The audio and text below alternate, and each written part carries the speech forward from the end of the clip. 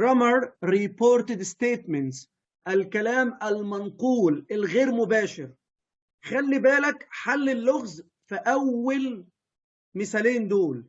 he said كوما، هو قال كوما، وبعد كده هتلاقي double quotation. يعني ايه؟ يعني علامات تنصيص كده زي ما انت شايف بشاور لك عليها.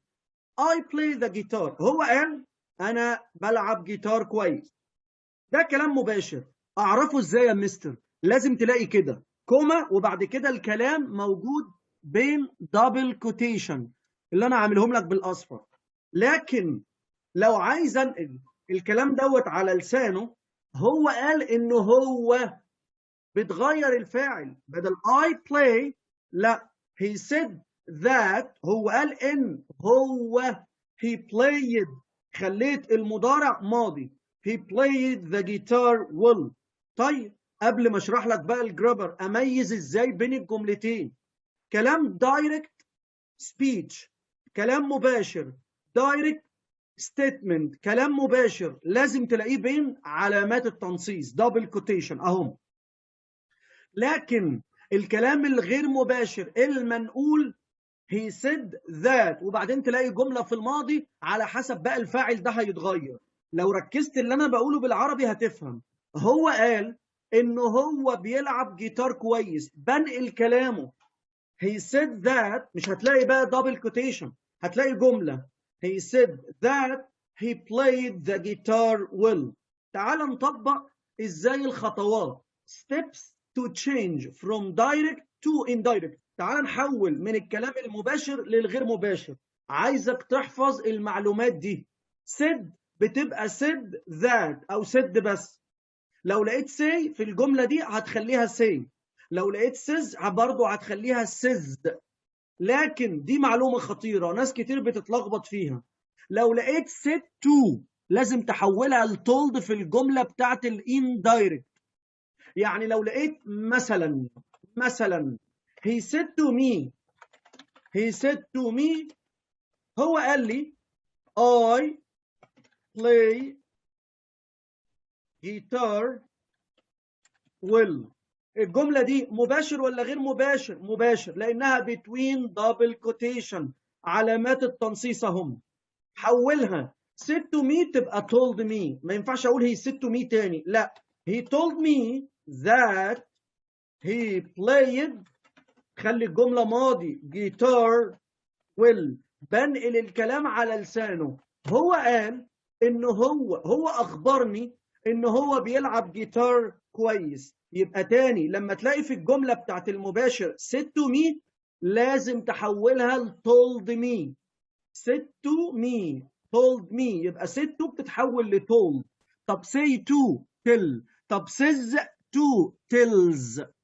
طيب ادي اول حاجة. يبقى بداية الجملة زي دي كده he said بخليها said that. ايه تاني يا مستر؟ عندك اللي انت لازم عشان تحول من الدايركت للاندايركت امسح، احذف الدبل كوتيشن، ريموف دبل كوتيشن اللي هم دول. انت لو سبت الجمله كده اعرف ان دي indirect. we change pronouns، بنغير الفاعل according to the speaker، بالعقل وبالمنطق الفاعل بيتغير. يعني لو جيت اقول لك افهم كده معايا she said، هي قالت I study science every week.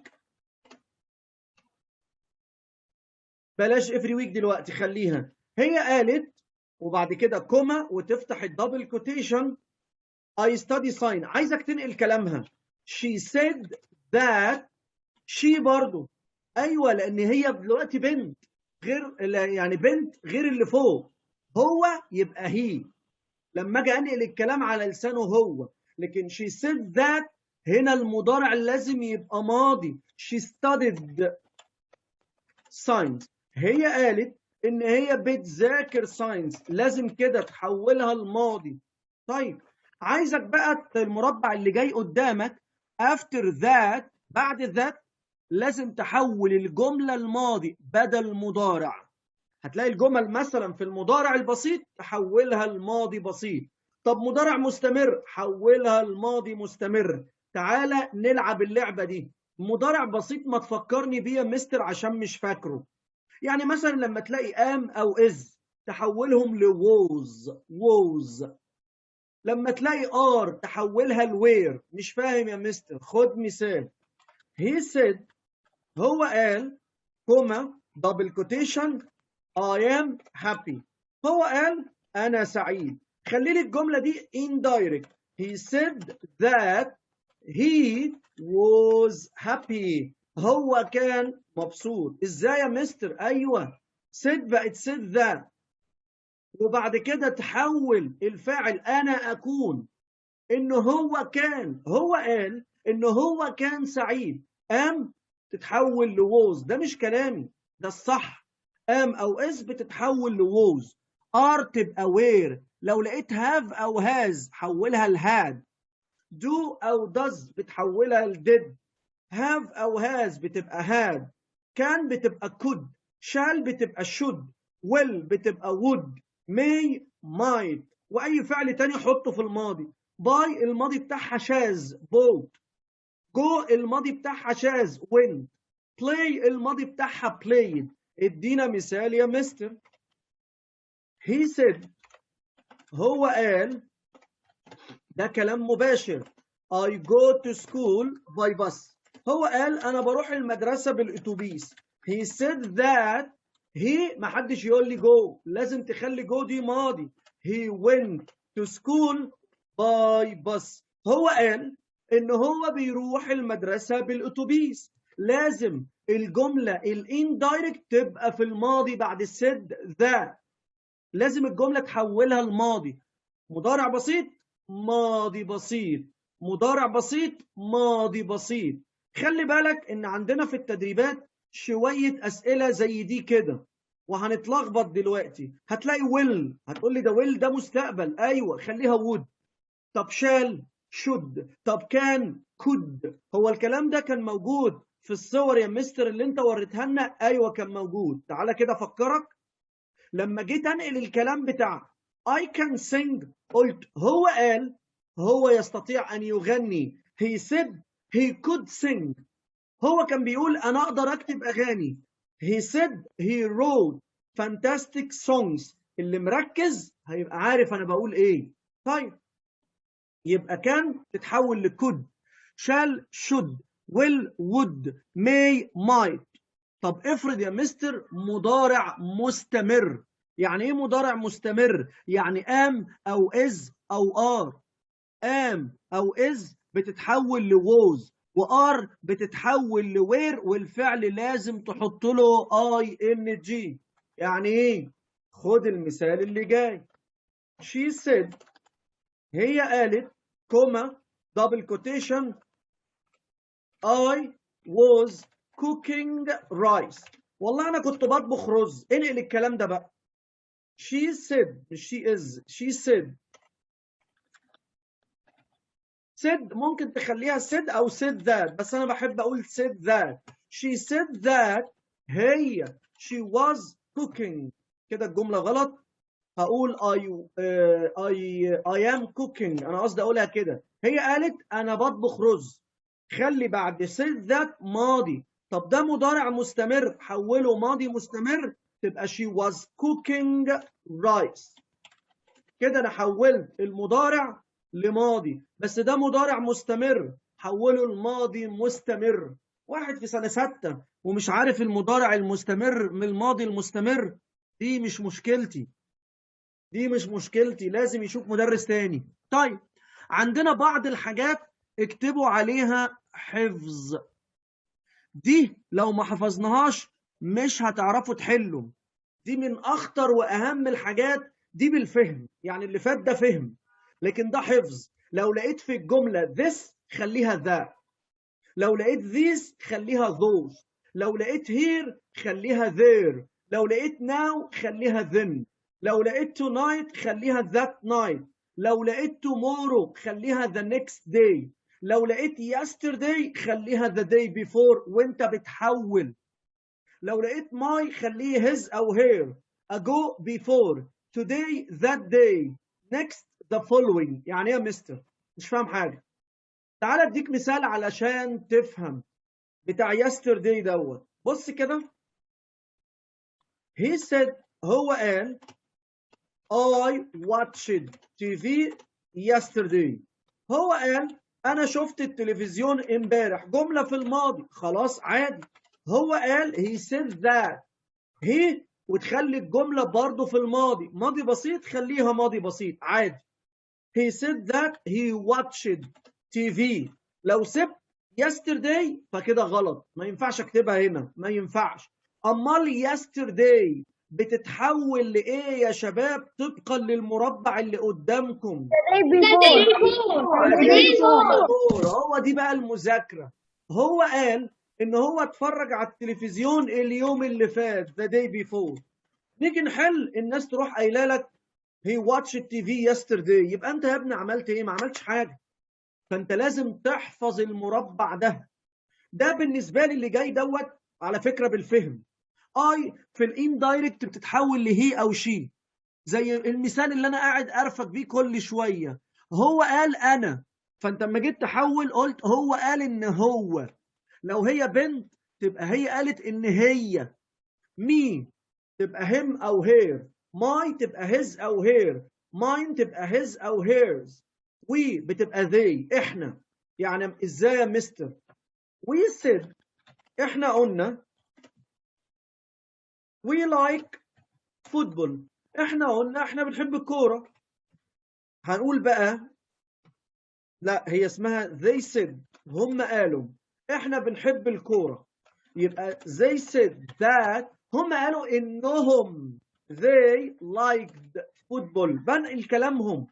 هم قالوا إنهم بيحبوا الكورة. ده مش لازم حفظ، ده فهم.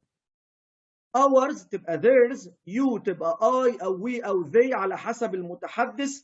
you هتبقى them. your ممكن تبقى their أو his أو her. yours ممكن تبقى theirs أو his أو hers. mine تبقى his أو hers. ده لازم تكتب عليه حفظ. لو الجملة الأولانية اللي هي الدايركت مباشر مضارع بسيط حوله الماضي بسيط. present simple past simple. طب افرض يا مستر مضارع مستمر present continuous خليها past continuous في الانdirect. مضارع مستمر ماضي مستمر. طب افرض لقيت present perfect مضارع تام حوله ل past perfect. يعني ايه؟ يعني لقيت الجملة كده she said هي قالت she I just arrived from America. فين بقى I have just arrived from America؟ أنا لسه واصلة من أمريكا. هو زمن الجملة دي إيه؟ مضارع تام have والتصريف الثالث. she said that she has just arrived from America. طلع عينيا كتير والله السنة اللي فاتت واللي قبلها عشان أقول يعني إيه مضارع تام. كده غلط. ليه؟ لأن بعد said that لازم ماضي يبقى had. ده مضارع خليه ماضي تام. she had just arrived from America. مش أنا اللي بقول، التحويل أهو. مضارع تام ماضي تام. طب افرض لقيت ماضي بسيط past simple خليه برضو past simple أو خليه past perfect. يا إما تخلي الماضي البسيط ماضي بسيط يا إما تخليه ماضي تام. تعال نشوف شوية الأمثلة دي. examples direct to indirect أو العكس. عايزك تقول لي إمتى أميز بين الاتنين. لو أنا جيت يا شباب أقول hello، أي سؤال؟ لا. طيب he said هو قال he was a pilot. يا ترى دي direct ولا indirect يا شباب؟ لأن مفيش الدبل كوتيشن. لكن عارفين لما أجي أقول I am a pilot وأحطها لك كده between double quotation يبقى ده مباشر. هو قال هو كان طيار. رجع الماضي للمضارع عشان تخليها direct I am a pilot. طب بص الجملة اللي جاية دي. They said that هم قالوا إن هم they were 11 إن هم كانوا 11. أنت عارف إن الجملة في الأصل we are 11 إحنا عندنا 11 أو إحنا 11. إزاي يا مستر؟ أيوه خليني كده أكتب لك الجملة دي. They said comma double quotation we are 11. بص اما احولها they said that they were 11 هم قالوا ان هم 11. مين اللي قال لك تحول الار لوير؟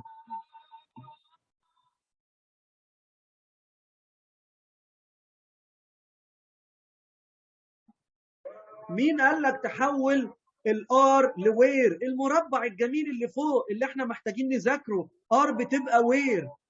طيب فازاي اميز بين الجمل؟ اهو he said I am a teacher. يا ترى دي دايركت ولا indirect؟ دايركت لانها between double quotation. خلي بعد said that ماضي. هو قال انا مدرس. بص اما نحولها لاندايركت he said that he was a teacher. طب الجمله اللي جايه دي they told me هم قالوا لي that they went to school ان هم بيروحوا المدرسه، مدرسه كويسه. عارف ان told me دي في الاصل ده كلام مباشر غير مباشر indirect. كلام المباشر في said to. they said to me لان انا قايل لك ان told اصلها said to me كوما double quotation الماضي خليه مضارع وذي خليها في الاصل. هم قالوا لي نحن نذهب الى مدرسه جيده. we go to a good school. طيب عايزك تحول لي الكلام المباشر ده لغير مباشر الدايركت لاندايركت. she said to me هي قالت لي كوما double quotation I work in a hospital. خطوات ايه يا مستر؟ انا عارف ان said to بتتحول لtold.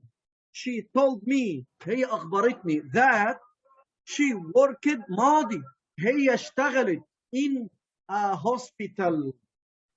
طيب عايزين بقى ناخد بقيه الحاجات اللي موجوده في الدرس علشان لو ما بقاش معانا وقت هنحل الريرايت في البيت وكمان التست اللي على اليونت.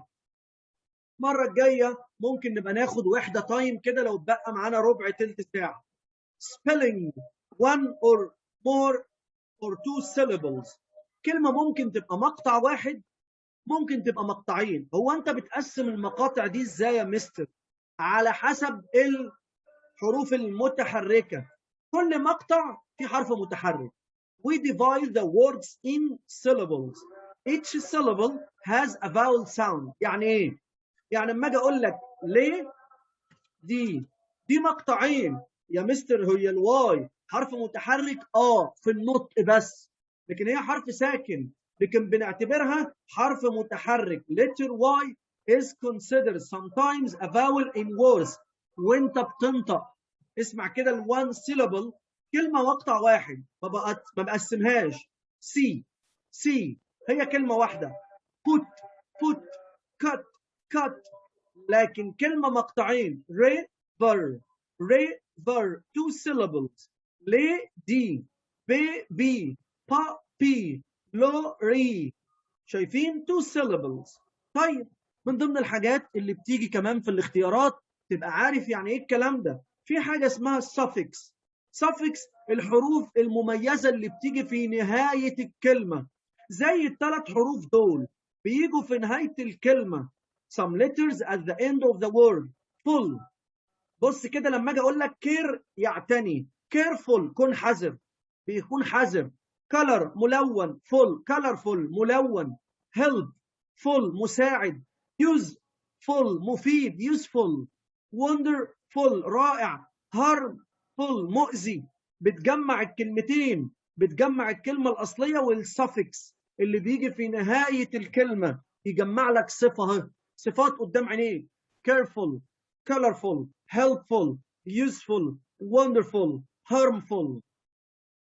less برضو suffix بيجي في الآخر بس مش حلو كده ما انت عادي. powerless بلا قوة. useless بلا فائدة. toothless وجع سنان بلا أسنان. fearless شجاع. عندنا كمان حرف الواي ممكن يخلي الاسم صفة. اكتب كده الاسم يبقى صفة.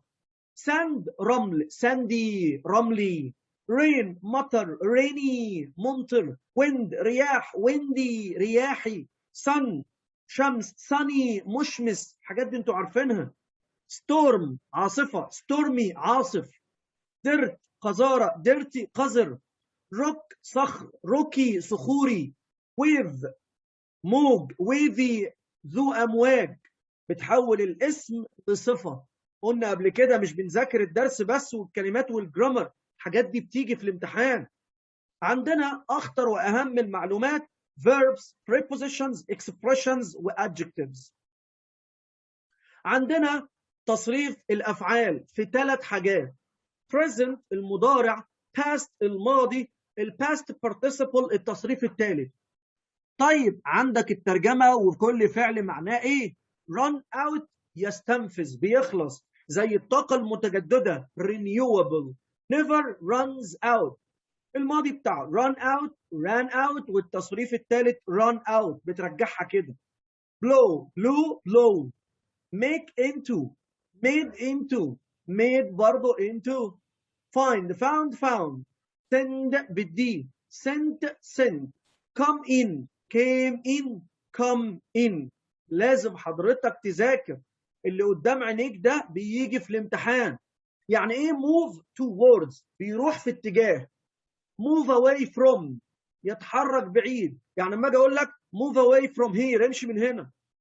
take to، I take my son to study بياخد ابنه يذاكر له مثلا. divide into ينقسم إلى. write about زي mother write about children بتكتب عن الأطفال مثلا. it's time to study إنه وقت المذاكرة. insist معاها حرف الجر on.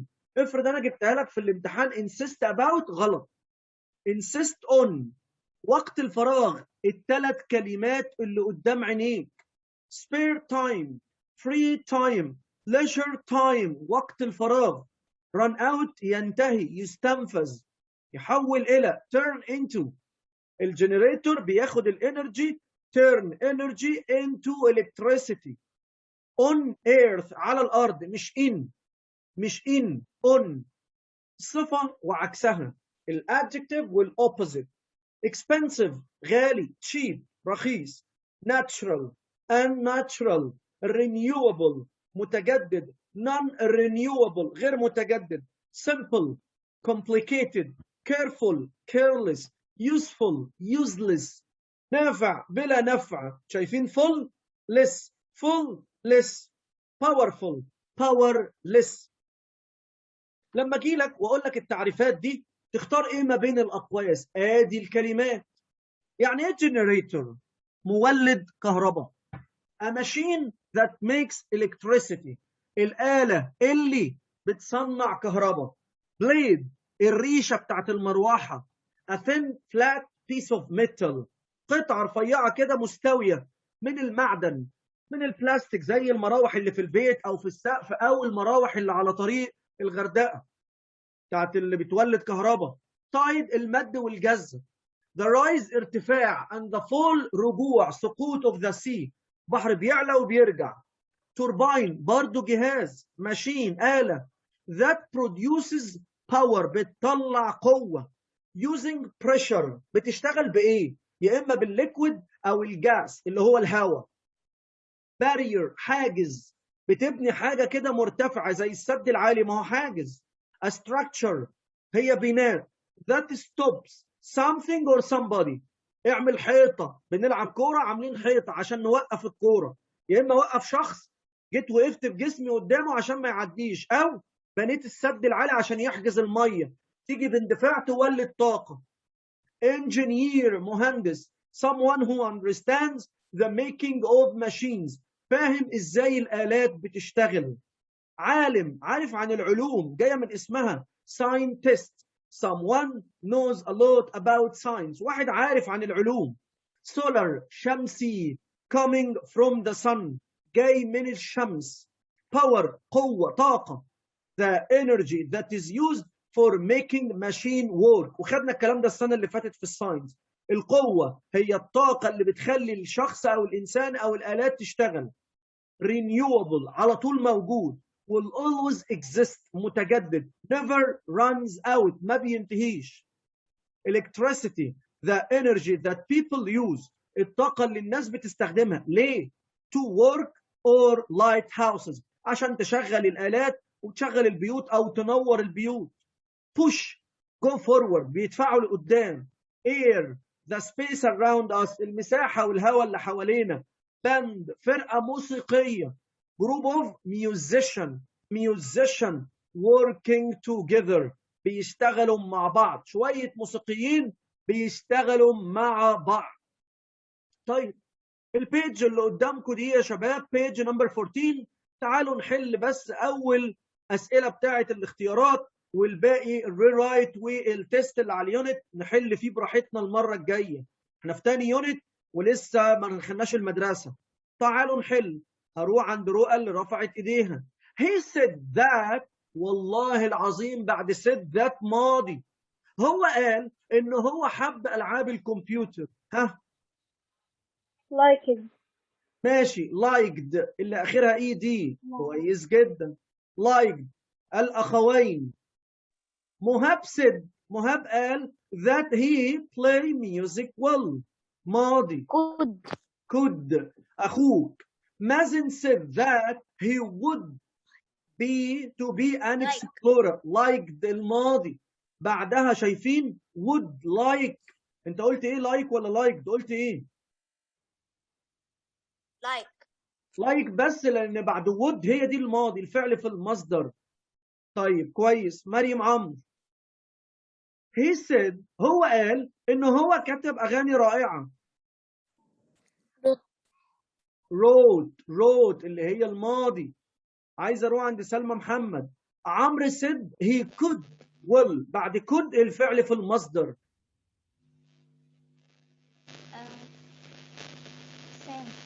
sing.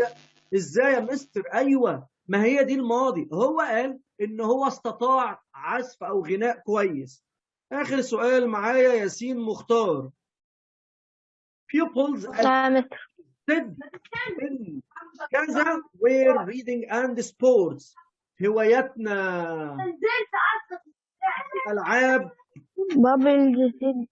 القراءة والالعاب الرياضية. هيرز ده مؤنث يعني حاجة ملكها ما ينفعش لأن دول جمع. التلاميذ قالوا. التلاميذ يا ترى قالوا إيه يا منا؟ التلاميذ قالوا هواياتهم كانت كذا وكذا.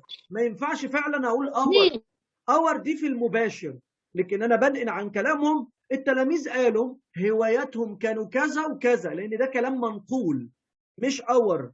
اور بتتحول لذير في الكلام المباشر اور لكن الغير مباشر ذير. هم قالوا التلاميذ قالوا هواياتهم كانت كذا وكذا. هنقف لغايه هنا يا شباب. الريرايت هوم وورك والتيست اللي على اليونت برضه هوم وورك. المره الجايه هناخد وقت كده نقعد نحل التيست والريرايت وناخد كمان يونت 2 من منهج تايم فور انجلش. هرفع الفيديوهات على الجروب. ثانك يو everyone يا شباب وبالتوفيق. ذاكروا واجتهدوا.